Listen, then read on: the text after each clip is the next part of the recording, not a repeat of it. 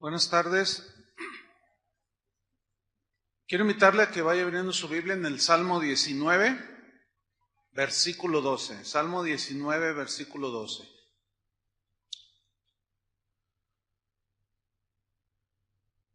Vamos a seguir con nuestra serie La lucha contra el pecado. Y hoy vamos a tratar un tema que he titulado Los pecados ocultos. Los pecados ocultos. Y vamos a leer Salmo 19, versículo 12 al 14. ¿Usted me sigue allí, por favor? Dice así: ¿quién podrá entender sus propios errores?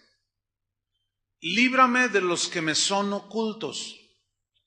Preserva también a tu siervo de las soberbias, que no se enseñoreen de mí. Entonces seré íntegro y estaré limpio de gran rebelión. Sean gratos los dichos de mi boca y la meditación de mi corazón delante de ti, oh Jehová, roca mía y redentor mío.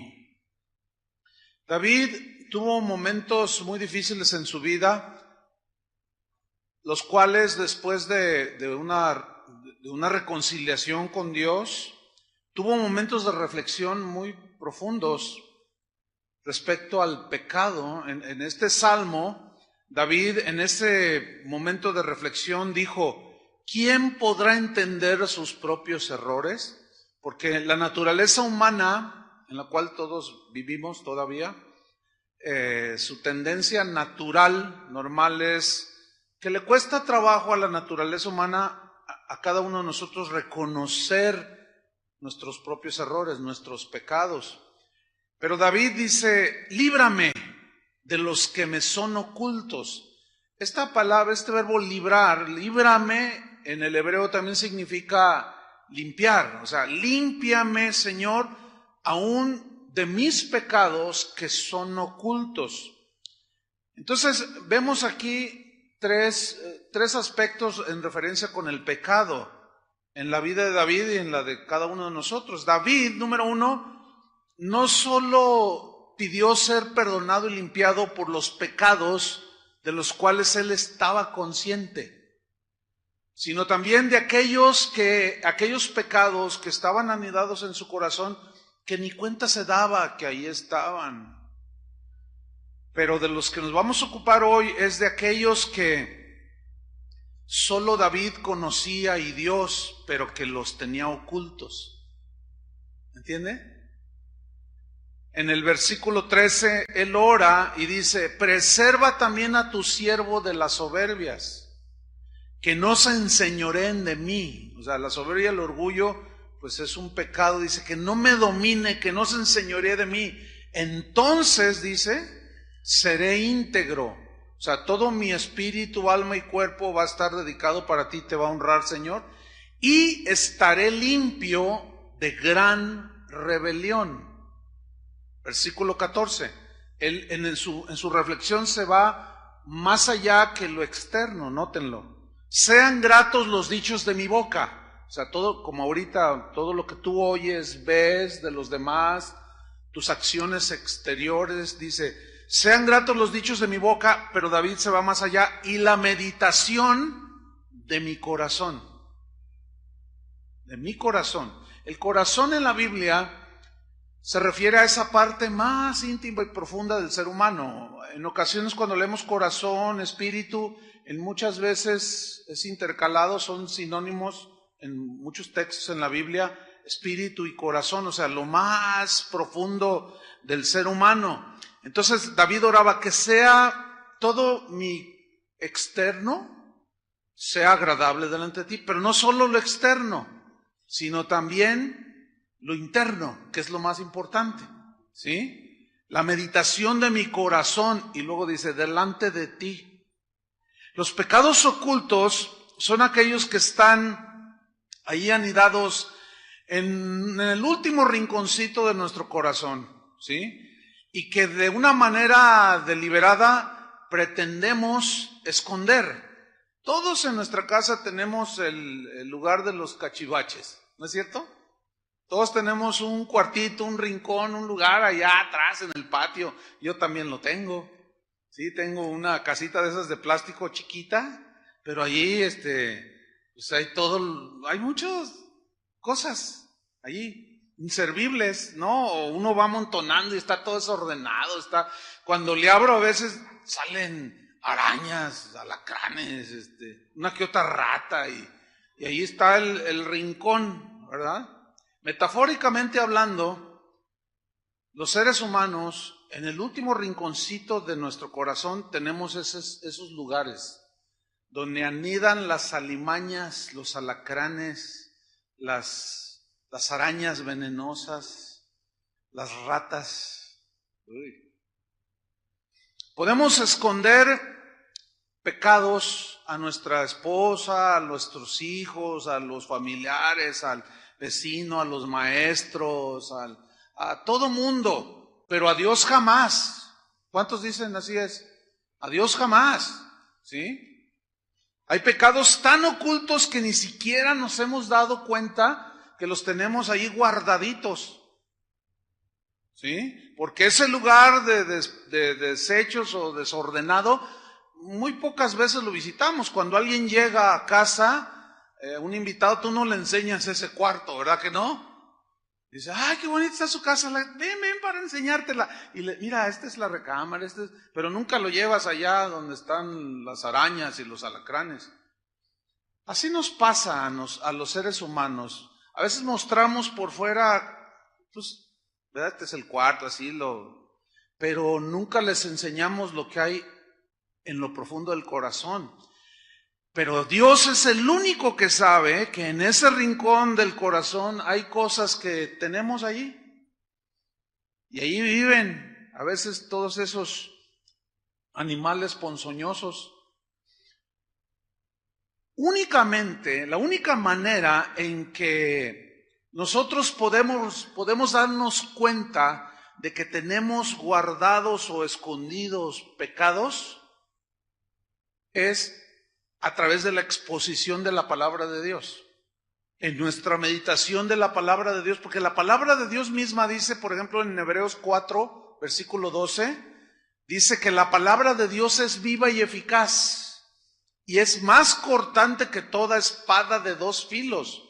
Y mire este verbo, y penetra, o sea, se mete hasta el último rincón de tu casa, entiéndase corazón.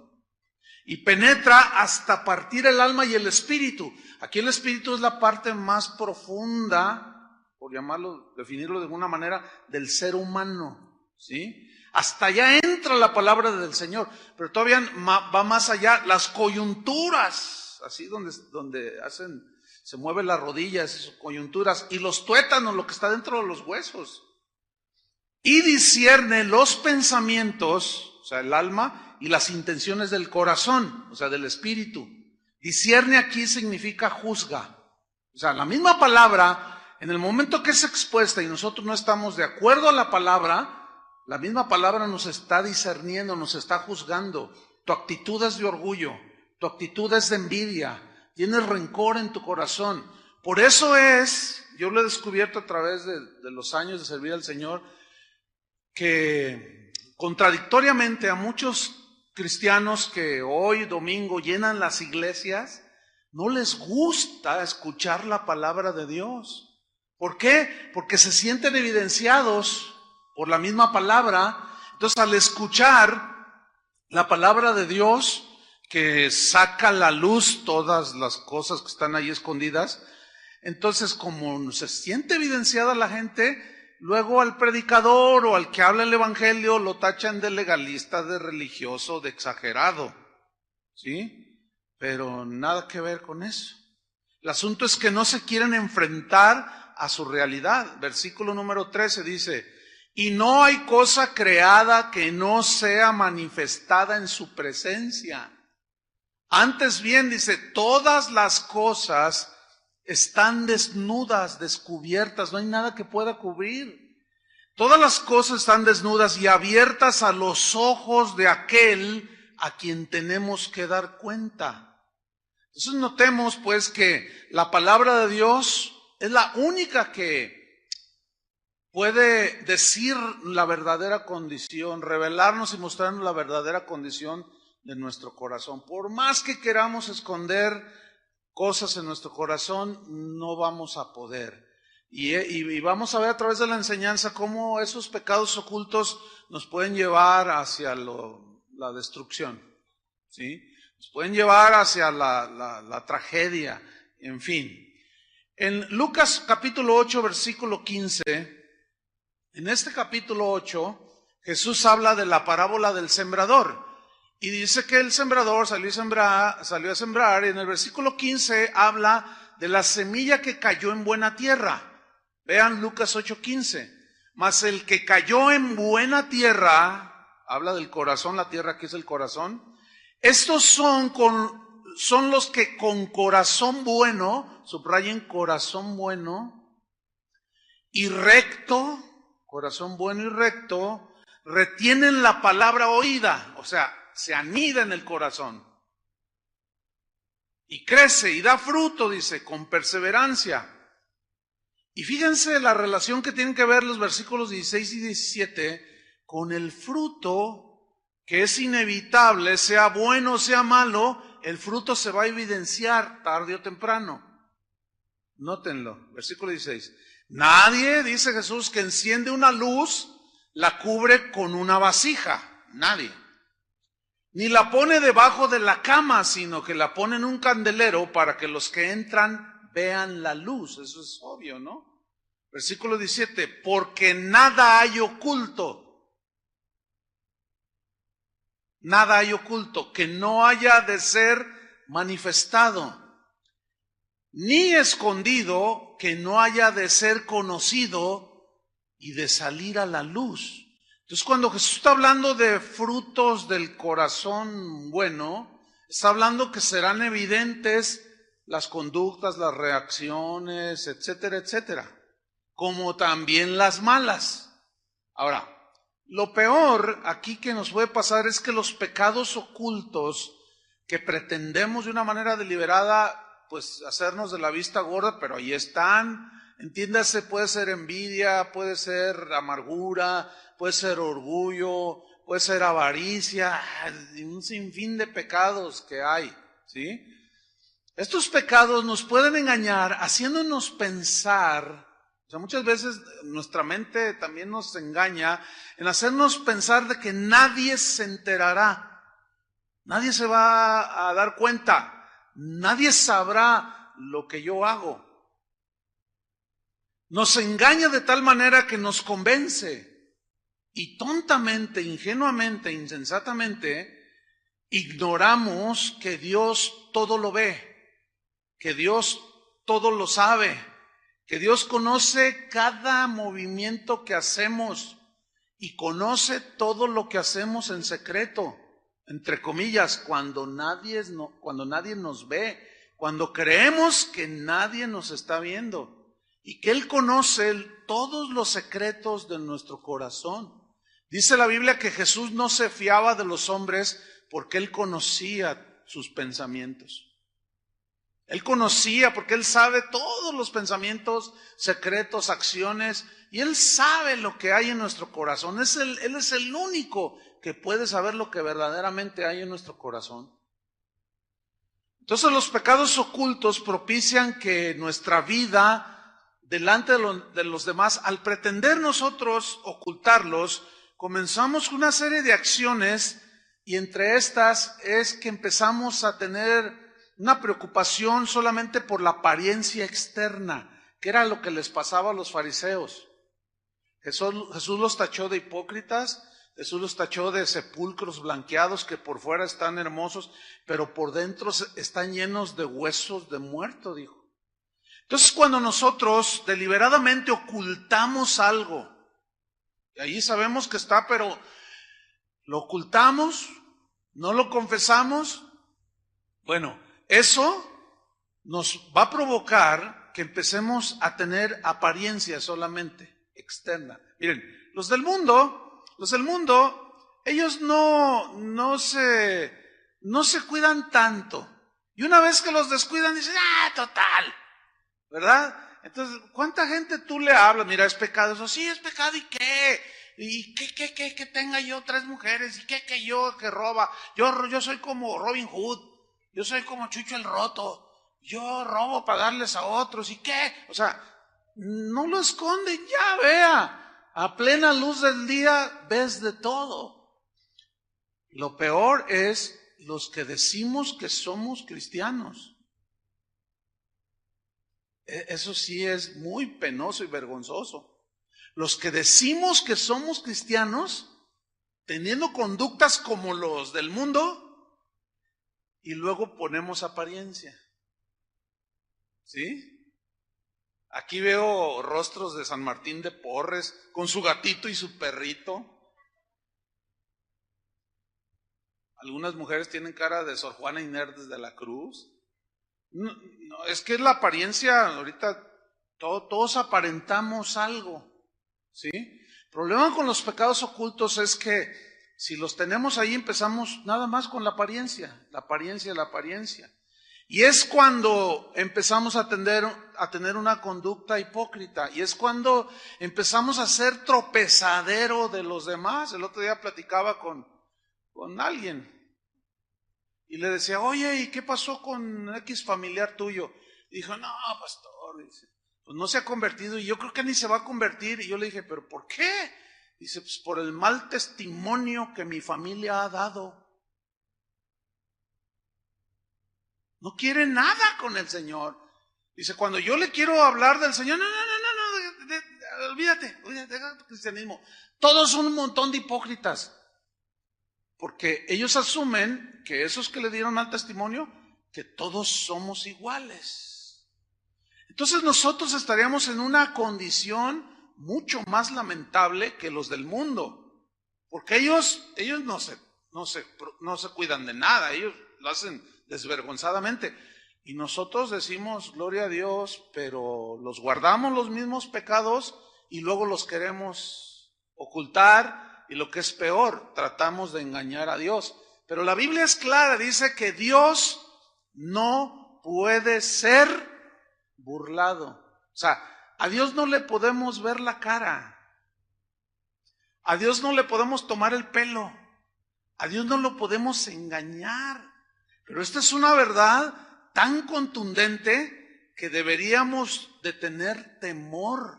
Este concepto de la Biblia acerca de Dios, de que Él todo lo conoce, de que nada podemos esconder, que Él todo lo sabe, debería de ponernos en mucha conciencia de nuestra vida, ¿sí o no? ¿Se ocultará alguno, dijo el Señor, se ocultará alguno en escondrijos que yo no lo vea? ¿No lleno yo, dice Jehová, el cielo y la tierra? Jeremías 23, 24, eso fue lo que leí. Pues Dios está en todo, ¿sí? A un doctor forense, los doctores forenses son los que hacen las autopsias para determinar por qué causas murió la persona. Y había una conferencia muy interesante en los Estados Unidos, y a un doctor muy famoso allá en los Estados Unidos, forense, le preguntaron, oiga doctor, ¿existe el crimen perfecto? Y él respondió, no hay crimen perfecto. El criminal, dijo, siempre deja alguna huella. Lo que hay son investigaciones imperfectas, pero crimen perfecto no existe. Tarde o temprano saldrá la luz, la verdad. Y junto con eso, en una ocasión yo leí una historia que sucedió también en las costas de California, de un hombre que salió a pescar y anduvo por ahí, regresó, pero ya no llegó a su casa. Y la esposa lo reportó y no lo encontraban, pasaron 2, 3 días, 4, 5, y nada, no encontraban al hombre, como si la tierra se lo hubiera tragado. Unos pescadores de la misma región pescaron un tiburón blanco. Y cuando lo estaban destazando, ¿cuál va siendo su descubrimiento? Espantoso. Encontraron en el vientre del tiburón una pierna y un antebrazo. Entonces los pescadores asumieron y dijeron, este es el desaparecido. Sin duda se lo tragó el tiburón. Y dieron parte a las autoridades, tomaron las partes del cuerpo humano, las llevaron. Los forenses empezaron a determinar, dijeron, este tiene como 5 o 6 días de haber muerto, pero de pronto descubren que esas partes habían sido cortadas con una sierra. Entonces dijeron, a ver. A este no se lo tragó el tiburón y lo mató. Se lo tragó después de muerto. Ese es el trabajo de los forenses. Empezaron a investigar, sí, efectivamente, descubrieron que esas partes habían sido aserradas, cortadas con sierra, y empezaron a investigar, claro, ellos no dicen nada, y empezaron a investigar, y quedan con los asesinos. Ellos creyeron que habían cometido el crimen perfecto, lo asesinaron, después lo cortaron, tomaron los miembros del cuerpo del muerto, lo llevaron al alta mar, tiraron las partes del cuerpo, los tiburones se las comieron y dijeron, ya está todo perfecto. Sí, ¿verdad? ¿Cómo no? Y como esa historia, hay cientos, hermanos, de historias. No hay crimen perfecto. ¿Por qué? Porque tarde que temprano la verdad sale a la luz. Hay crímenes que son aclarados 50 años después, 100 años después, qué sé yo. Delante de Dios, hermanos, desde el primer momento Él lo sabe. Dios le dijo a Israel que rechazara los pecados ocultos, o sea, que obedeciera la palabra, que no le hiciera loco, para que me entiendan, ¿sí?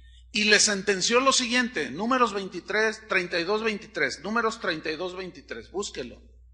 Dios le sentenció esto a Israel, miren lo que le dijo, Números 32-23, dice así. Mas si así no lo hacéis, he aquí habréis pecado ante Jehová. Y sabed, o sea, tienen que estar conscientes, significa saber. Sabed que vuestro pecado, ¿qué? Os alcanzará. ¿Qué significa vuestro pecado os alcanzará? Que tarde que temprano saldrá la luz y las consecuencias tendrás que enfrentarlas. Eso significa. Ahora voy a hacer una pregunta que es muy obvia la respuesta, pero lo voy a hacer de esa manera. La pregunta es esta. Un pecado oculto ahí sin descubrirse, nadie lo sabe. Nadie lo sabe. ¿Es pecado antes de ser descubierto sigue siendo pecado? ¿Sigue siendo pecado después de ser descubierto también? Sí, claro. No sé si me expliqué. O sea, el pecado, aunque no haya sido descubierto, sigue siendo un pecado. Si es descubierto, sigue siendo el mismo pecado. El problema es que mientras permanece oculto, no hay arrepentimiento. ¿Por qué? Pues porque lo seguimos haciendo, ¿verdad? Lo seguimos haciendo. Así somos los seres humanos. Mientras no me descubran, todo estará bien. Y pasan 10 años. Y el esposo de esos 10 años de casado, tiene 9 años engañando a la señora. Pero un día la señora se da cuenta y lo descubre de manera ocasional. Y le empieza a ver los recados en el teléfono y las fotografías. Y luego se mete a su computadora y ve las cartas y las fotos y hasta un video. Y luego se mete a su Facebook, no, pues ahí descubre todo del marido. Y con todas las pruebas en la mano, le dice, oye, quiero hablar contigo. Quiero que abras tu corazón. ¿Qué? No tengo nada que esconderte. Dime la verdad, no tengo nada que esconderte. ¿Y qué es todo esto? Entonces cuando se ve descubierto, empieza, estoy arrepentido. No es verdad. Mentira. No está arrepentido. Atención, señoras, Esa circunstancia es muy común. no está verdaderamente arrepentido. ¿Por qué? Porque si estuviera arrepentido, no estuviera por 9 años haciendo lo mismo. Lloró y dijo, estoy arrepentido, porque lo descubrieron. Pero en realidad no está arrepentido. Porque el verdadero arrepentimiento nos lleva a aborrecer eso y alejarnos de ese pecado. O la típica también de aquel empleado que descubrieron robando, por 4 años sustrayendo, alterando las notas, falsificando firmas y ganando dinero. Y digo, no, esto está... Pero el domingo viene a casa de oración y aleluya, gloria a Dios, ¿verdad? Alabado sea el nombre del Señor. Un grito de júbilo, dice Julio, y es el que grita más fuerte. Pero de pronto llega un lunes como mañana y se le acerca a la secretaria y le dice, estás en problemas. ¿Qué pasó?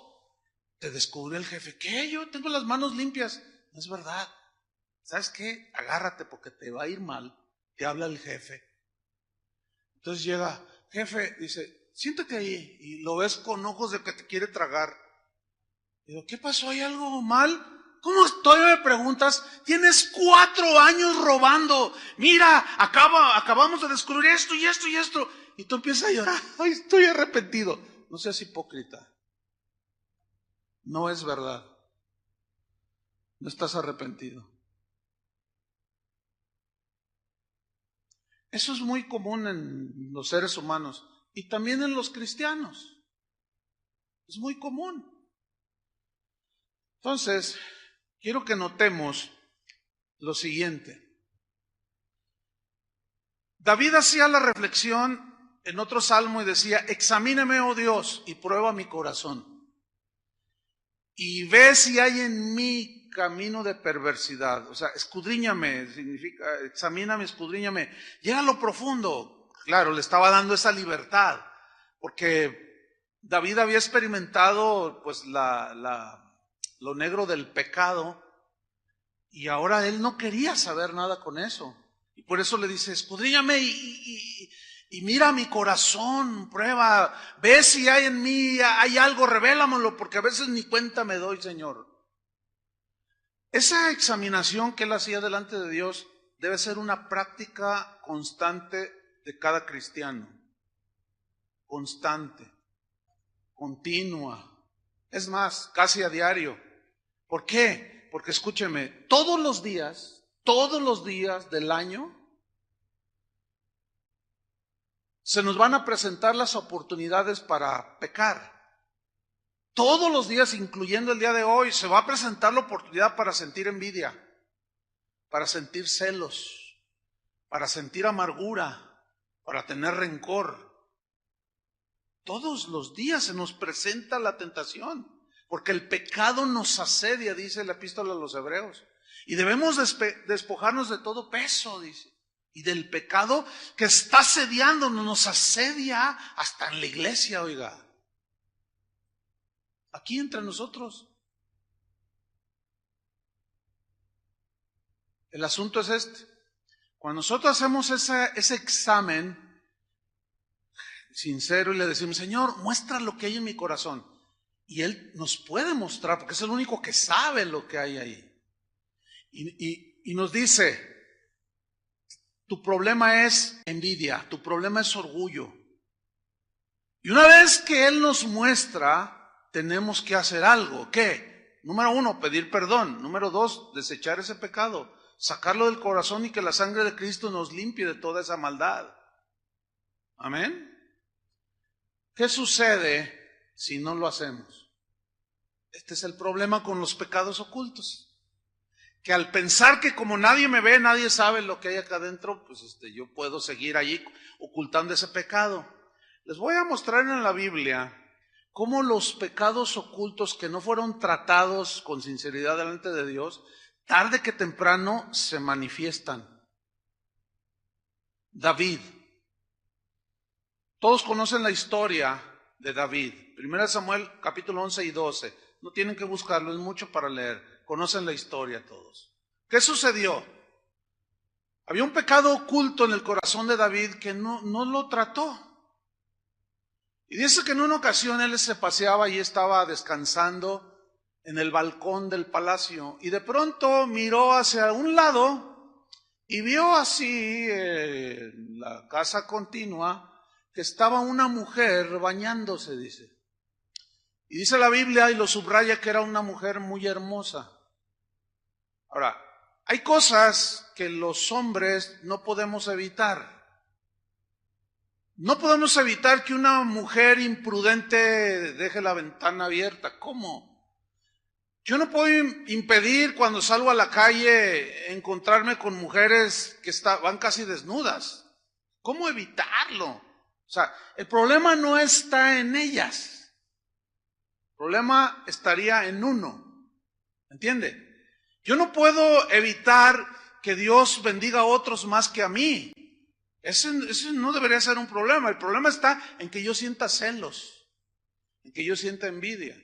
El problema no está en el que me ofendió, sino cómo proceso la ofensa en mi corazón. Espero me esté explicando. Entonces, el problema no está en los demás. El problema está en mí. ¿Cuál es la actitud de mi corazón ante los celos, la envidia, la avaricia, la ofensa? Ese es el asunto. Esas son las cosas que secretamente podemos estar guardando. Entonces, en ese momento David se quedó clavado, ¿entienden? Y se quedó mirándola. ¿Por cuánto tiempo? ¿Cuánto se tarda una mujer en bañar? Se quedó mirando. Y aquello que estaba ahí se despertó, se potenció, ¿entienden? Y la mandó llamar, se acostó con ella, quedó embarazada, le manda un recado, estoy embarazada, y David reacciona y dice, ¿y ahora qué voy a hacer? ¿Qué voy a hacer? Ya sé. Y le manda a llamar al general, manda a traer el esposo de esta mujer y dile que se venga para que esté unos días con su esposa, que yo el rey bondadosamente le estoy dando unos días de asueto, ya viene el 1 de mayo y que se venga unos días con su esposa. Fíjense la trama de David, queriendo ocultar su pecado, quiso hacerlo de esa manera. Entonces mandan traer a Urías, se llamaba el esposo de Betsabé, era un soldado fiel.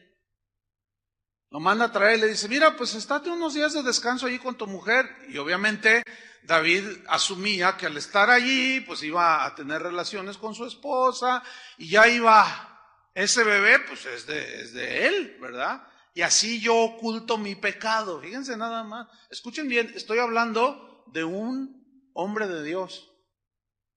¿Qué significa esto? ¿De qué nos habla esto? Que nadie de nosotros está exento.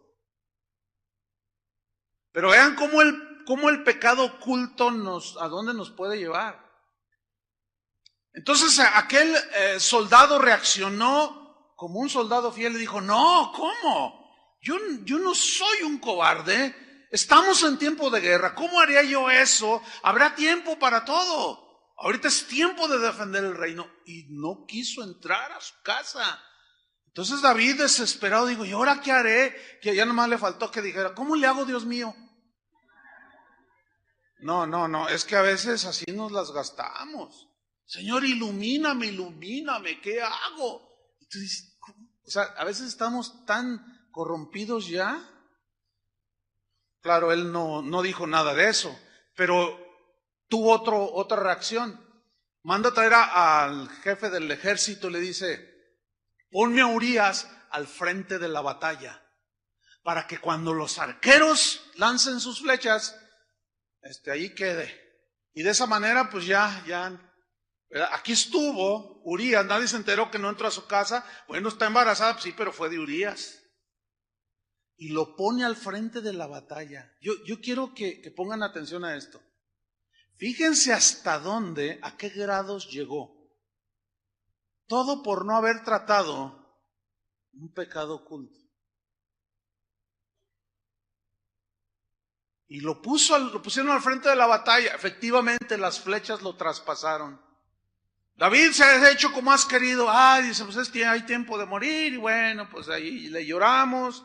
Y bueno, y creyó él que su pecado ya había sido tapado, cubierto totalmente, que nadie se iba a dar cuenta. Pero Dios tenía otro profeta, o un profeta de esos de a de veras, no como los de ahora, porque los profetas de la Biblia todos denunciaban el pecado. Los profetas de la Biblia nunca endulzaban las palabras y le hablaban al oído, al gusto del cliente. Todos los profetas denunciaban el pecado de Israel. Y este profeta se llamaba Natán. Y Dios le dijo, ve y dile esto a David y cuéntale esta historia. Y era una metáfora y una parábola, especie de parábola. Había un hombre que tenía mucho dinero y tenía mucho ganado, y había otro que solamente era pobre y tenía una sola ovejita. Y llegaron gente a visitar al hombre rico, y en lugar de darle lo que él tenía de la abundancia, fue y le quitó la ovejita al que solo tenía una para dársela a sus hospedados. Entonces David reacciona y dice, no, ¿cómo? Tal debe morir. Ahí en ese momento surge el hombre justo, ¿entienden? El hombre de Dios, pero el pecado lo había engañado. Entonces Natán le dice, ese eres tú, le dice, y él entendió. Ahora, ¿qué hizo David? ¿Siguió defendiéndose? ¿Se defendió? ¿Agredió a Natán o se arrepintió cuando fue expuesto? Se arrepintió. Y de ahí se produce lo que hoy tenemos en los Salmos, el Salmo 51. Entonces la diferencia entre David y muchos cristianos el día de hoy es que se expone el asunto, se saca a la luz, Dios lo saca a la luz, que el problema está en ti, que el problema está en mí, o sea, que es en nuestro corazón, y reaccionamos mal, no como David. Esa es la gran diferencia entre David y muchos de nosotros, que era un hombre conforme al corazón de Dios, no un hombre que nunca pecó y de qué manera, pero cuando Dios lo confrontó, lo reconoció. Ese es el problema que tenemos ahora. Entonces, pecado que no es tratado, pecado que tarde o temprano saldrá y nos meterá en problemas. Dejen ponerles otro ejemplo en la Biblia. Ábranla en Segunda de Reyes 5, versículo 20. Segunda de Reyes 5, 20. Esta es una historia también muy interesante. 3 personajes aquí se mencionan. Uno es el profeta Eliseo, un hombre de Dios, sin duda. Otro es el siervo o el asistente de Eliseo, se llamaba Giesi. Segunda de Reyes 5:20. Y otro es Naamán. Naamán era el general del ejército sirio y tenía lepra. Entonces alguien le dijo a Naamán que fuera a buscar a un tal profeta llamado Eliseo, porque era un hombre de Dios y él podía orar y pedirle al Señor y sanar de la lepra. Y el hombre creyó y fue, y le mandan llamar a Eliseo, pero él simplemente dice, bueno, díganle a ese general que se sumerja 7 veces en el río y será sano. Entonces van y le dicen que te sumerja 7 veces, y el hombre se enoja y dice, no, ¿cómo? Este río está mugroso y los ríos de donde yo vengo son limpios. Y se va todo enojado, pero alguien va y le dice, no pierdes nada. Lo hace reaccionar. Dice, no pierdes nada, ve, ¿qué te cuesta obedecer? Ve y sumérgete 7 veces. Tienes razón. Y va, 1, 2, 3, 7, y sale limpio.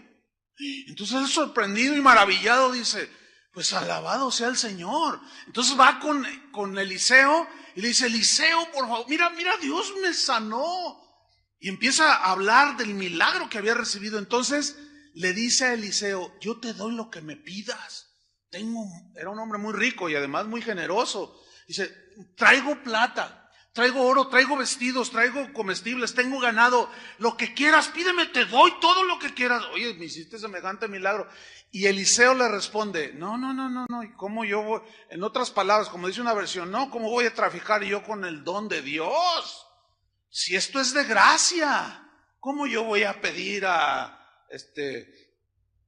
favores materiales porque Dios hizo a través de mí algún milagro? No, y rechazó toda dádiva a cambio del milagro. Y Giezi mirando todo, y miren lo que dice, Segunda de Reyes 5:20. Entonces Giezi, ¿lo tienen ahí? Criado de Eliseo, el varón de Dios, dijo entre sí, subraya esa frase, dijo entre sí. Quiero que note que la Biblia, o sea, el Espíritu Santo que inspiró la Biblia, fue el que dice que Eliseo dijo entre sí. O sea, ¿qué quiere decir? Que el Señor conocía el pensamiento íntimo. No lo habló, dijo entre sí. Y Dios conocía el pecado que tenía Giezi, anidado en el corazón. Entonces, dijo entre sí, he aquí mi señor estorbó a este sirio Naamán, no tomando de su mano las cosas que había traído. Vive Jehová, fíjate el lenguaje que usa, alabado sea el Señor. Se me hace que Giezi venía a casa de oración. Se sabía el lenguaje, alabado sea el Señor. ¿Cómo estás? Bendecido, hermano. ¿Tú crees que las promesas? Amén, hermano, aleluya, gloria a Dios, a su nombre, gloria. O sea, se sabía todo el lenguaje, lo utiliza el lenguaje. Vive Jehová, que correré yo tras él y tomaré de él alguna cosa. Fíjate, alabado sea el Señor. Yo voy a ir detrás de este sirio y voy a tomar alguna cosa. Alabado sea Dios. Pero yo, Eliseo, ay, qué tonto. Pero yo sí rechazó la bendición de Dios, dirían algunos hoy. Pero Eliseo tenía bien claro que él no podía traficar con su don. Ahora, yo les hago una pregunta a ustedes. ¿Cuál era el pecado oculto de Giezi? ¿Alguien me puede decir? La avaricia. Ahí estaba.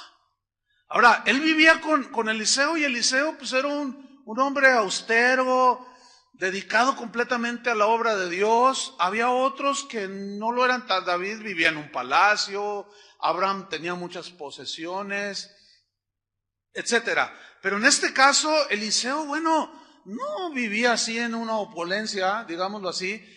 Y Giezi de alguna manera anhelaba algo que miraba en otros, y tenía muy escondido en su corazón, ¿qué? La avaricia. Sin duda había oído hablar muchos mensajes a Eliseo sobre ese punto, pero no surtieron ningún efecto. ¿Por qué? Porque Giezi jamás trató delante de Dios ese pecado oculto. Igual que el joven rico que se acercó a Jesús. ¿Qué debo de hacer para tener vida eterna? Los mandamientos sabes. Sí, no adulterarás, no robarás, no dirás falso testimonio. Todo eso lo he guardado desde mi juventud. Ok, dice, qué bueno, pero ahora vende todo lo que tienes y dalo a los pobres. Y no quiso, porque dice la Biblia que era muy rico. ¿Qué hizo Jesús ahí? Sacó a la luz el verdadero problema de ese hombre, de ese joven. ¿Qué era? La avaricia. Pues es bueno no matar, no robar, dar honra a los padres, todo eso es bueno. Y para eso estamos, para hacer lo bueno. Pero lo malo Dios lo quiere sacar. Y este joven tampoco quiso. No quiso tratar ese asunto. Y ahorita ese hombre, ese joven, tiene casi 2000 años siendo atormentado en el infierno. Piensen en eso. Versículo 21. Y siguió Giezi a Naamán. Y cuando vio Naamán que venía corriendo tras él, se bajó del carro para recibirle y dijo, ¿va todo bien? Y él dijo, bien. Lean con cuidado lo que le dice. Mi Señor me envía a decirte. ¿Era cierto? ¿Cómo se llama eso? Mentira. ¿Qué hizo David? Quiso ocultar. Aquí Giezi, por medio de una mentira, quiere hacer efectiva su avaricia. Es que mi Señor me envió a decirte, he aquí vinieron a mí en esta hora del monte de Efraín, 2 jóvenes de los hijos de los profetas. ¿Ven cómo todo lo relacionaba con lo religioso? 2 jóvenes de los hijos de los profetas. ¿Quién había dado la orden que se zambullera? Un profeta. Entonces, obviamente, en la inexperiencia de Naamán, dijo, ¿profetas? Pues no, lo que quiera. Mira lo que dice. Te ruego que les des un talento de plata, según él dijo que le había dicho Eliseo, ¿no? Te ruego que les des un talento de plata y 2 vestidos nuevos. Ahora, un talento de plata, un talento es una medida, ¿sí? Y son aproximadamente 34 kilos. 34 kilos de plata. La plata actualmente vale como 10,000 pesos. Si son 34 kilos, ¿cuánto dinero en la actualidad sería? 340,000, algo así, ¿no? Fíjate. Dice Eliseo que le des 340,000 pesos. Es bastante dinero, ¿no? Y que le des 2 trajes de marca. O sea, finos, ¿no? 2 vestidos nuevos, no usados, nuevos. Fíjate, su avaricia le puso esas cosas materiales. Ahora, vamos a ver el 23. Y dijo Naamán, te ruego que tomes 2 talentos. O sea, el tipo estaba agradecido, ¿eh? El tipo estaba agradecido y quería recompensar de alguna manera. El hombre era rico, pero era generoso. Hay gente rica que no es nada generosa. Pero este era rico y vamos a ponerlo así, un nuevo creyente en Dios.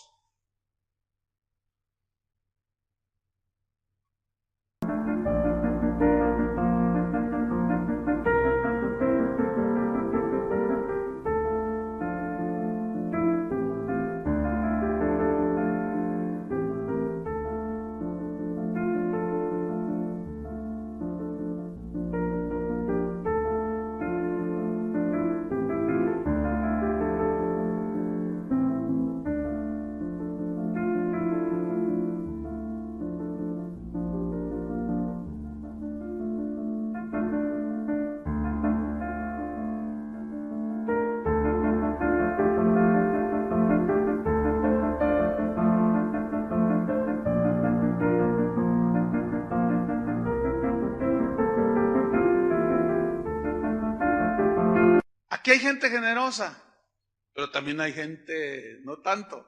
Hay de todo en la viña. Bueno, yo quiero dar un consejo a ambos. A los que no son generosos y Dios los ha bendecido abundantemente, sean generosos. ¿Cómo se vence la codicia o la avaricia? Dando. Ahora, a los que Dios los ha bendecido y son generosos, mi consejo es este: pídanle a Dios sabiduría a quién deben de darle, cómo deben de ayudarle, porque en 35 años sirviendo al Señor de tiempo completo, uno va aprendiendo muchas cosas. Y vas viendo gente que es generosa, pero también vas viendo que hay algunos que nada más están viendo quiénes son generosos, y esos son asediados. Y esto es bien típico. Gente nueva, convertida genuinamente, bendecidos, ya vienen bendecidos, tienen buenos negocios. Y hay algunos hermanitos de esos que casi no hay por acá, se dan cuenta porque los ven llegar en cierto auto y se ponen muy amigables con ellos. Y al rato, oye, préstame 100,000 para poner un negocio. Oye, préstame 50,000. Oye, fíjate que necesito un carro. Oye, y hay gente tan generosa que a todo lo que les piden, sí, hermano, yo te presto. Miran, ¿qué carro quieres? No, pues yo te lo financio. No, hermano, a ver, órale, sí va. Entonces yo les digo a los generosos, ahora quieran sabiduría, porque hay cada abusivo. Y los que son generosos y tienen el don de dar, Antes de hacerlo, pregúntenle a Dios y se van a sorprender de lo que van a escuchar de Dios, que te va a decir: a ese no le des ni un centavo. Ese es un vividor. Y luego vengan y consulten con los pastores aquí y van a ver cómo se confirma.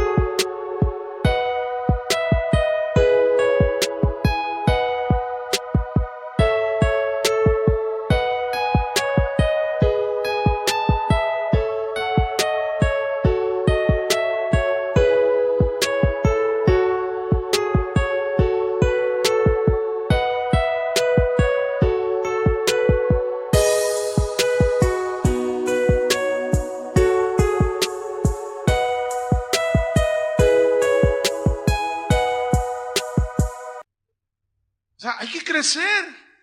Y Naamán aquí pues está reaccionando como alguien recién convertido y generoso. Un talento, 34 kilos de plata. No, llévate 68 kilos de plata, que son 680,000 pesos. Y mira, sigamos leyendo. Dice: te ruego que tomes 2 talentos. Y le insistió. O sea, el Giesi como diciendo: no, ¿y dónde los escondo? Es mucho. No, y se van a dar cuenta y luego me van a descubrir como los políticos en México. Que apenas son diputados y cuando son elegidos tienen su casita y su autito. Y al año ya tienen casa en Cancún, en Puerto Vallarta, en la Isla del Padre, departamento en Madrid, y así como por generación espontánea, ¡puc!, salieron las propiedades. Y Eliseo, pero no estaba tan corrompido Eliseo, porque él dijo: no, nunca se le ocurrió: y si lo pongo a nombre de fulano de tal, si lo pongo a nombre de sultano de tal. No, dijo: no, pero él nada más le insistía: llévate 2, le dice. Y ató 2 talentos de plata en 2 bolsas y 2 vestidos nuevos, y lo puso todo a cuestas a 2 de sus criados para que lo llevasen delante de él. Vean el versículo 24. Y así que llegó a un lugar secreto. ¿Por qué secreto? ¿Por qué secreto?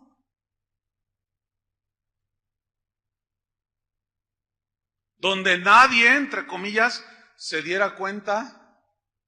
Y él tomó de mano de ellos y lo guardó en la casa, y en un lugar secreto, allá donde están los cachivaches del corazón, ¿sí? Luego mandó a los hombres que se fuesen. Váyanse. Y luego, vean la conducta y el comportamiento totalmente nada que ver, Versículo 25. Y él entró y se puso delante de su señor. Ahí estaba Eliseo. ¿Y cuánto se tardó en ir y alcanzarlo y luego regresar? Vamos a ponerle 1 hora y media, 2 horas.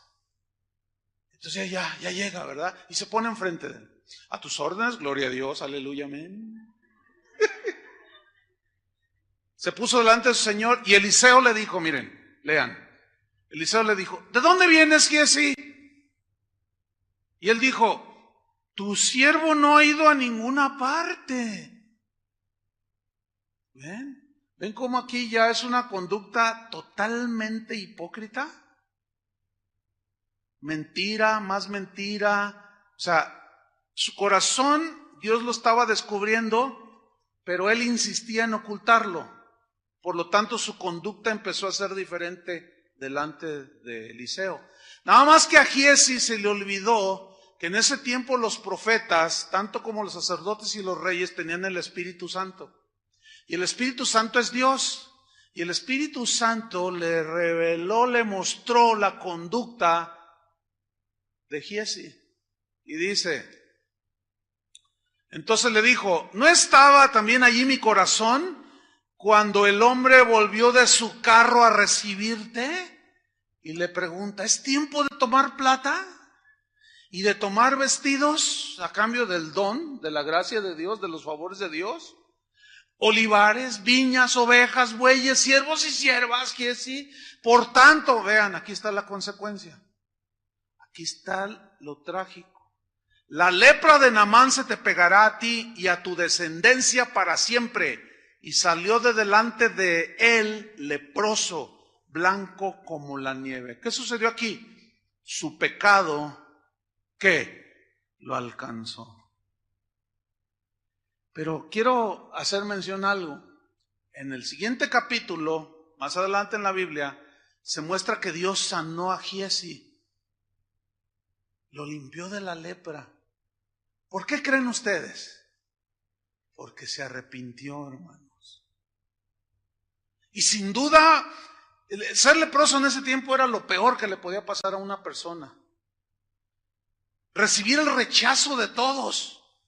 Porque la lepra es símbolo del pecado. Y recibió el rechazo de todos. No, está leproso. Sintió de todo. Pero él se dio cuenta, que es lo que nos falta muchas veces a los cristianos de hoy, darnos cuenta que el problema no está en el que rechaza al leproso, sino en el leproso.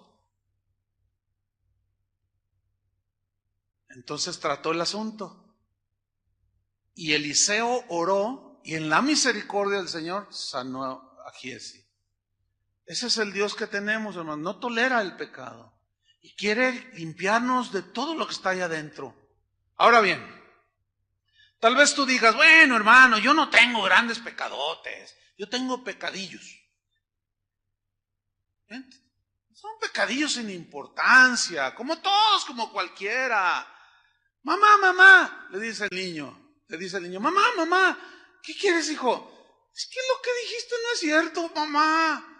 Ay, no importa, hijos, es una mentirilla sin consecuencias. Mentirilla, pecadillo. Mentirilla piadosa, dice acá. ¿Pecadillos? Pablo dice, todo me es lícito, pero no todo me conviene. Todo me es lícito, pero no me dejaré dominar. Hay cosas lícitas que nos pueden atrapar de tal manera que se convierten en pecado. Es verdad esto, ¿eh? Hay cosas que en sí mismo no son malas. O sea, ver un noticiero en la televisión es lícito, o sea, no pasa nada, espiritualmente no entiende. Pero si estás atrapado por la televisión y te la pasas 6 horas, 7 horas o en la computadora o en el Facebook, ahí ya te atrapó. ¿Por qué? Porque estás descuidando a tu esposa, a tus hijos, tu trabajo, tu relación con Dios, y estás metido ahí en el Face, ahí con tu Face. Ahí está el asunto.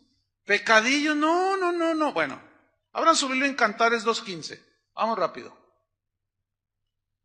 Aquí hay un versículo que tiene una metáfora, una aplicación muy interesante. Cantares 2:15 dice así: cazadnos las zorras. Y yo quiero subrayar lo siguiente: las zorras pequeñas,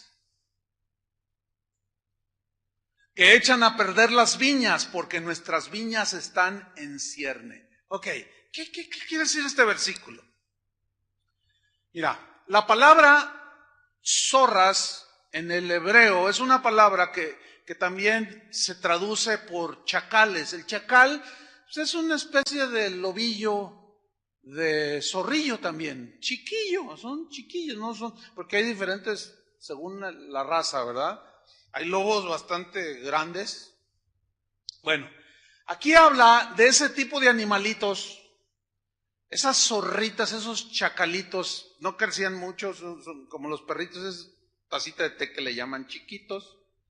Pero, ¿por qué dice cazarlas? Cazar es matarlas. Agárrate el arco, agárrate la flecha. En ese tiempo, no, agárrate la lanza y no permitas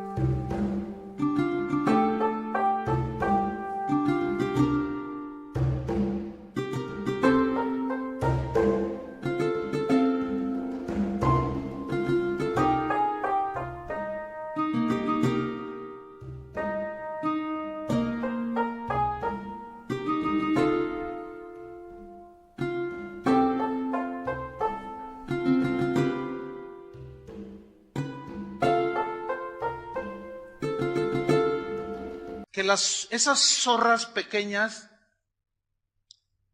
echen a perder las vides. Entonces cazaban las zorritas pequeñas. ¿Por qué? ¿Por qué? Porque la zorra, esos animalillos, escarbaban para hacer sus madrigueras junto a las vides. Les gustaba. Dañaban las raíces, destruían por lo tanto la vid. Y a eso hay que añadirle que a esas zorritas, esas chacales, esos pequeños animalillos, les gustaban los primeros frutos de la vid, las uvillas que iban saliendo. Entonces no solo comían la raíz y hacían su madriguera allí y ahí se reproducían y tenían sus crías, sino se comían el fruto. ¿Cuál es la metáfora aquí? ¿Cuál es la aplicación aquí? Tenemos que estar cazando las zorras tan pronto las descubramos. ¿Por qué? Porque son como una rata en tu cocina, son como una cucaracha escurridiza que sale ahí en tu casa. Nadie las tolera, ¿verdad que no? No debemos de tolerar ningún pecado por más pequeño que sea. ¿Por qué? Porque son como estas zorras que escarban y se anidan en lo profundo, ¿entienden? Y destruyen la vida espiritual. En todos estos años sirviendo al Señor, lo he visto en tantas personas, hermano, que algo que era lícito se les volvió ilícito, o empezaron a tolerar pecadillos. Pasaron los años y esas zorritas escarbaron y se reprodujeron y se anidaron completamente en el corazón. Y un día salieron a la luz como con Giesi, como con David. Y muchos de esos, ya hoy te los encuentras en la calle. Oye, hermano, ¿y qué pasa? Y empiezan a hablar de los demás. Es que hay nunca ellos se dan cuenta que el problema estaba en ellos. Nunca. Es bien común así cuando te encuentras gente que apostató, que se fue. A veces por disciplina o por lo que sea. No, es que ahí. Y empiezan a atacar a otros. Nunca se vieron a sí mismos. Nunca se dieron cuenta que el problema estaba en el corazón de ellos. Entonces no podemos evitar que todo ande así alrededor, fuera de nosotros. Lo que sí podemos evitar es que se aniden. ¿Entiendes? Tú deja entrar una pequeña zorrita de la envidia y vas a ver cómo se te anida.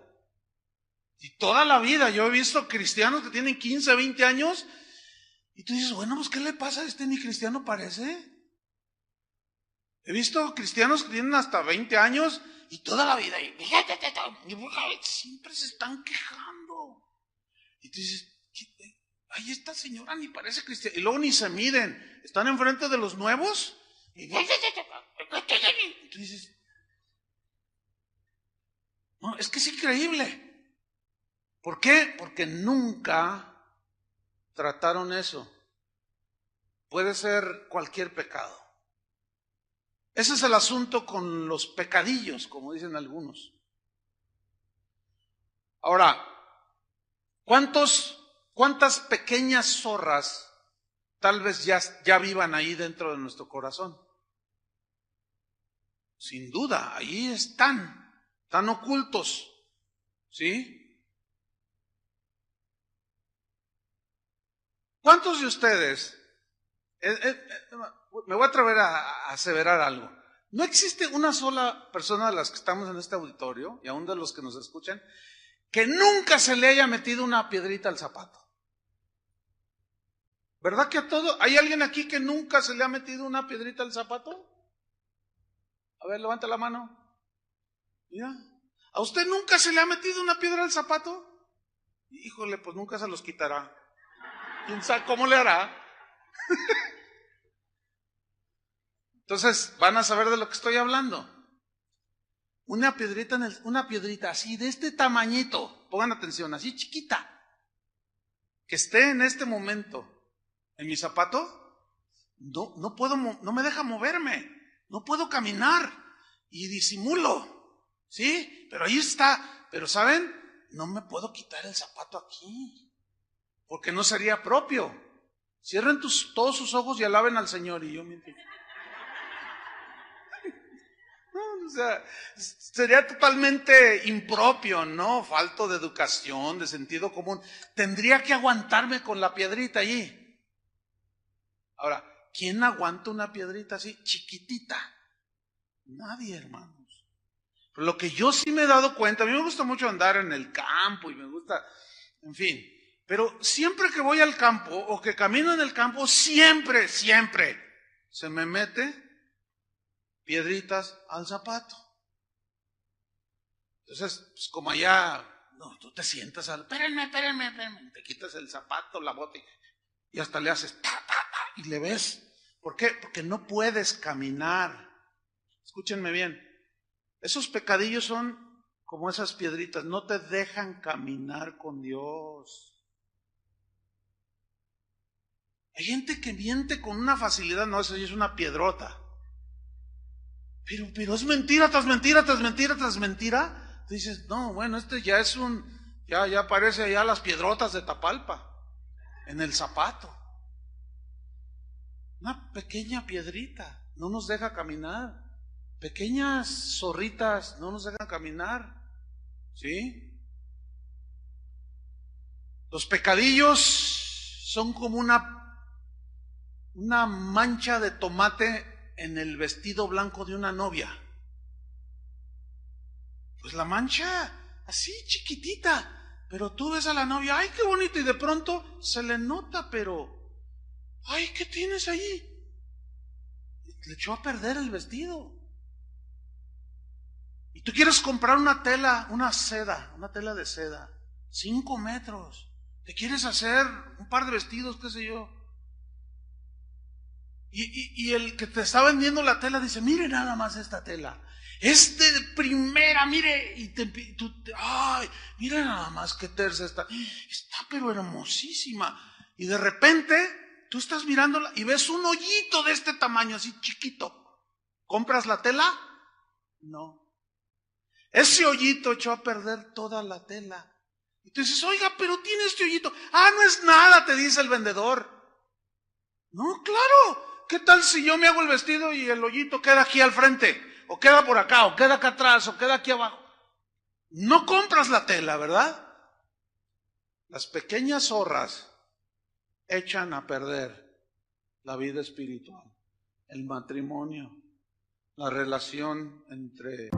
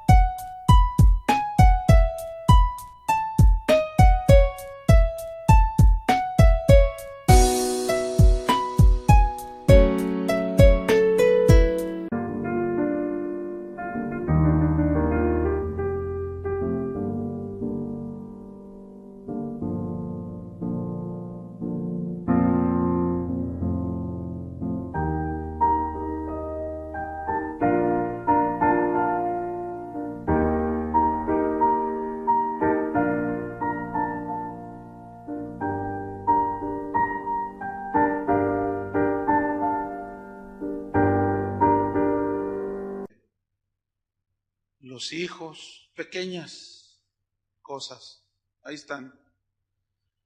Pablo decía, porque os celo con celo de Dios, pues os he desposado con un solo esposo, para presentarlos como una virgen, como una novia pura a Cristo, sin mancha.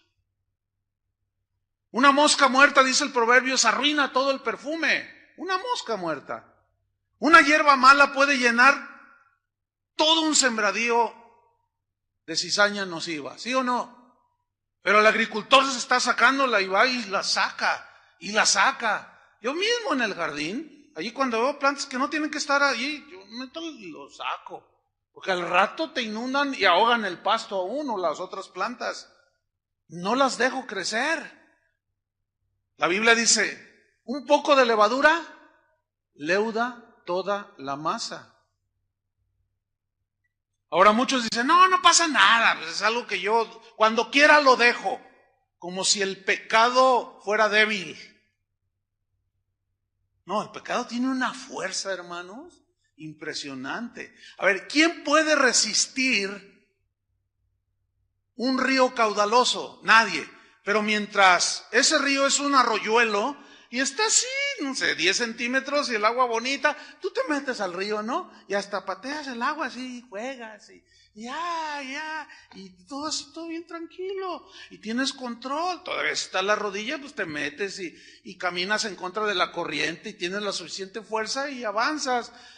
Pero, ¿cuántas tragedias sabemos de gente que está a la orilla del río?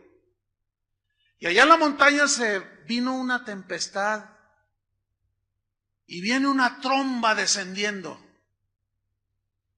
Cualquier persona, por elemental sentido común, oye el ruido y ve, ¿qué hacen? Vamos a resistirla aquí. Agárrense todos fuertes, ¿sí, verdad? No, a correr. La Biblia dice, huid de la fornicación, huid. Corre, no lo puedes enfrentar en tu fuerza. Es mucha fuerza lo que tiene. Es como un tsunami. Todos vimos las escenas en la televisión. ¿Quién pudo resistir esa fuerza, esa corriente? Nadie pudo. Tampoco vas a poder con la fuerza del pecado. Arrastró a David y era un hombre sólido. Arrastró a Giese, ha arrastrado a muchos. No podemos, hermano. Mira, a mí una vez me arrastró una corriente marina. A mí me gusta la pesca y fuimos a bucear y a pescar con arpón. Pero aquí a la zona de Manzanillo, allí por Salagua, todo eso allí. Entonces hay una laguna allí y era temprano y había que pasarla, pues caminando el agua nos llegaba a la rodilla y me acuerdo que uno de los que iban, el pastor Javier Gómez Rubio, dice, tenemos que ir ya, vamos tarde, porque él conoce perfectamente toda esa zona, es un pescador experto.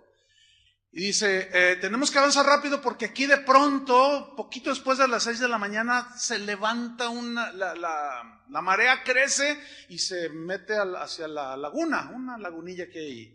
Entonces vamos rápido y ahí vamos caminando y el agua nos llegaba a la cintura y podíamos fácilmente, sentíamos la fuerza de la corriente que iba hacia la laguna, pero pues podíamos y ahí vamos caminando. Pero como a mí siempre me ha gustado contemplar la naturaleza, el amanecer, la puesta, yo soy así, a mí me gusta. Me quedo viendo el bosque, las flores, o sea, me gusta pues contemplar la obra de Dios. Y pues ya se miraba rojo a lo lejos y que me quedo viendo. Y me quedé parado, ay Señor, ay qué tremendo, ya nomás. Y luego pues la inmensidad del mar, así, una cosa bien bonita amaneciendo. Y luego me dice Javier, dice, córrele Chuy porque la marea de pronto sube y ahí voy. Pues, no, yo me retrasé de ellos así que 15 segundos, 20 segundos en distancia, pero ahí en el agua es mucho, ¿no?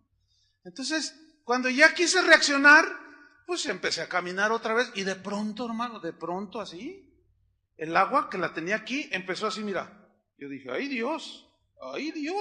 Entonces, cada vez se hizo más fuerte. No, ¿sabes una cosa? Llegó el momento en que creció de tal manera que ya no pude pisar, perdí el piso y me empezó a arrastrar. Entonces yo aventé todo. Y empecé, bueno, yo sabía eso, que no debía de resistirla porque pues era imposible, Pero ellos me gritaron, no resistas, déjate que te arrastre, ya te alcanzamos en el fondo de la laguna, allá adentro, no pasa nada, no resistas. Yo sabía eso porque te cansas sobremanera y te puedes ahogar. Entonces yo me abandoné. Ya no, ¿por qué? Porque ya no podía resistir, era doblemente peligroso. Si resistía podía cansarme y luego ahogarme. Tenía que dejar que la corriente me arrastrara. ¿Por qué? Porque no podía contra ella. Y me arrastró y fui allá a quedar. Bueno, muchos creen que porque tienen la marea así poquito, aquí, no, está bien, no, una escapadita ahí al antro, no pasa nada. Una película ahí que tiene una escena allí, pero pues ¿qué tiene? No somos inocentes, sabemos. ¿Qué tiene? Que no, pues la marea, mientras la puedas dominar. Pero cuando crece, después te haces aficionado a la pornografía. Y después a otras cosas. Y empiezas con un cigarrito. Y al rato 50 cigarros al día. Y al rato el cigarrito de marihuana. Pues no que cuando tú querías lo ibas a dejar. Ese es uno de los engaños del pecado. No podemos resistirlo. Mejor es huir. No podemos distraernos porque nos arrastra. Así pasa. La primera vez que lo hacemos, estamos nerviosos así, ¿verdad? Ay, y como nadie nos cachó, nadie nos vio. La segunda vez ya ni nos sudaron las manos. Y la tercera vez, ya está con altivez. Y luego alguien se da cuenta. Oye, ¿qué onda contigo? ¿Y tú qué? ¿Tú qué? Tú no estás para decirme. Cállate la boca. O sea, empieza la soberbia. Por eso David decía, líbrame de las soberbias. Porque cuando alguien está soberbio y desprecia a todos y que alguien así es porque no se ha dado cuenta que el problema está en él. Pero él mira a todos alrededor y no es capaz de mirarse a sí mismo. Entonces ya odia, ya es rencoroso, ya envidia así con altivez. Y se permite ya toda clase, ya es una condición muy lamentable, ¿no es cierto? Mientras que el hierro está candente, es maleable. Se puede formar. Pero una vez que se seca, se endurece. Y una vez endurecido, ya el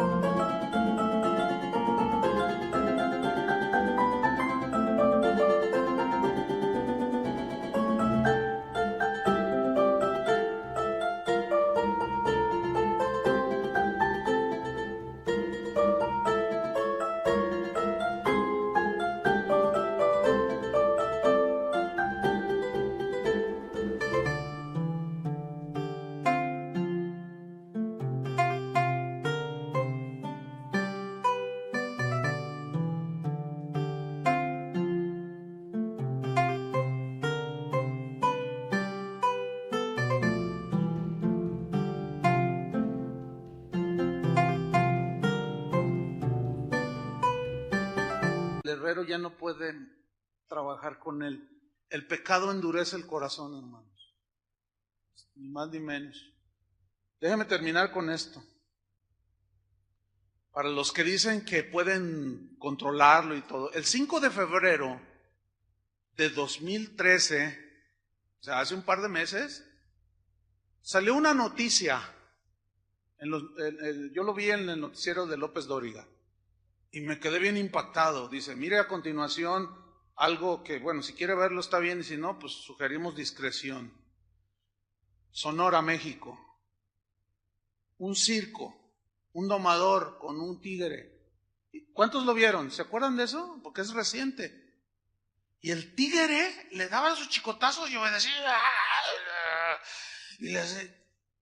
Y hubo un momento en que, ¿cuál domar? Se le lanza al hombre. Yo no sé si ustedes han visto un tigre en vivo y en directo. Si no, pues todos lo conocemos, pero en vivo se ven impresionantes. Son unos animalones. A mí me tocó ver uno cuando estaba chico. El domador le hizo el látigo y el tigre se levantó así, y luego él se le puso así, y con las manos dizque lo detenía, pero estaba el tigre así, mire, el tigre más de 2 metros 20, parado así. Las garras eran del tamaño de la cabeza. Es un animalón. Pero ¿saben qué? Ese hombre que fue devorado por ese tigre lo tenía desde cachorrito. Creyó que lo había domado y lo dejó crecer. Cuando yo vi esa, dije, ¡ay, qué tremendo!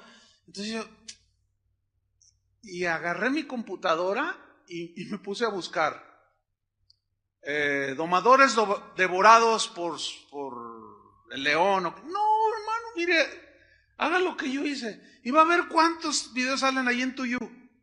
Pero mire, pero son escenas reales de serpientes que fueron mordidas, que las tenía encantadas. Y de repente esas del alacrán que lo manejaba y que no sé qué. Y de la araña y del tigre y del león. Y ya todos, ¡ay, el aplauso! Y yo lo domé. La naturaleza de esos animales es salvaje. Es imposible domarlos. Ahí está la prueba. ¿Saben una cosa, hermano? Jamás podremos domar nuestra naturaleza humana. Podemos reprimirla con la nueva naturaleza, pero transformarla y domarla y dominar el pecado y dejarlos allí que crezca el tiguirillo ahí, el cachorrillo, la arañita, el alacrancito, cuando crezca, te va a devorar. Y eso es lo que Dios quiere que evitemos. Entonces, por conclusión, ¿qué debemos hacer?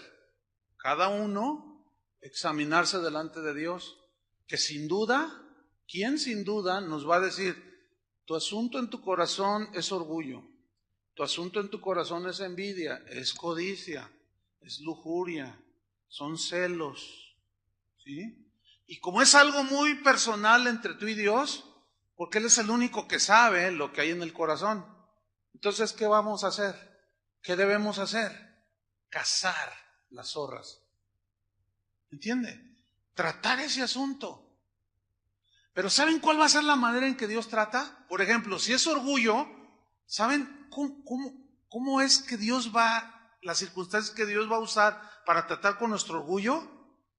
Justamente circunstancias en las que Él va a esperar que reacciones no con orgullo, sino con humildad y dominio.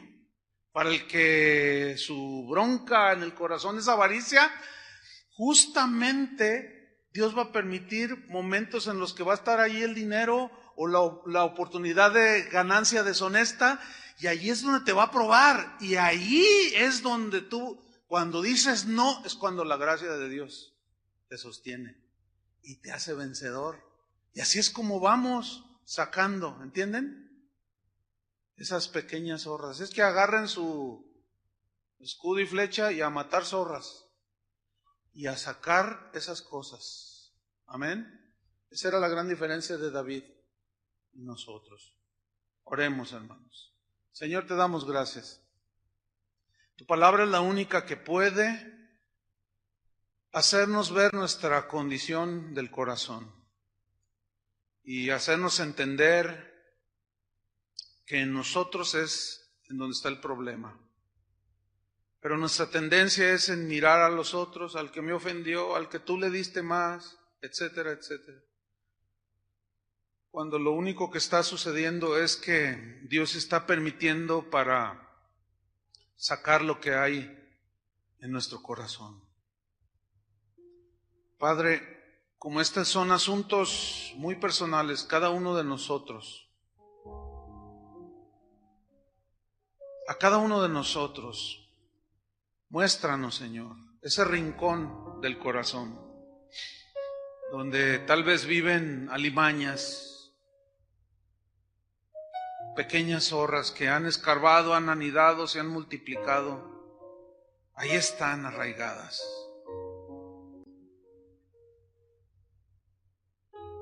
De los pecados que nos son muy claros, Señor, que son muy obvios, los cuales te pedimos perdón. Y luego los pecados por omisión, aquello bueno que dejamos de hacer, que nos es por pecado. Pero ahora los pecados ocultos, aquellos que tratamos de cubrirlos, de esconderlos, pero que tú te encargarás, Señor, de limpiarlos. Límpianos, Señor. Tu sangre preciosa es poderosa para limpiar toda nuestra maldad, Señor. Trae a nuestro entendimiento esas pequeñas zorras, Señor, esos pecadillos o cosas escondidas que podamos tener, Señor. Que sean lavadas con la sangre preciosa de Cristo. Guárdanos entonces, Señor, entonces seremos íntegros y libres de las soberbias. Escudriñanos, Señor, y mira si hay en nosotros corazón malo, perverso, de incredulidad, de murmuración, de amargura, cualquier cosa que nos estorbe, no nos deje caminar. En el nombre de Cristo Jesús, tenemos fe en que la sangre del Hijo de Dios, de Jesús, nos limpia de todo pecado y limpia nuestra maldad más y más. Bienaventurados los de limpio corazón, dijiste, Jesús. Y el único que puede limpiar el corazón eres tú. Limpia nuestro corazón, Señor. Límpialo. Que sea tu habitación, que sea tu morada por toda la eternidad. En el nombre de Jesús, Padre, te damos las gracias. Amén. Que Dios les bendiga a todos, hermanos.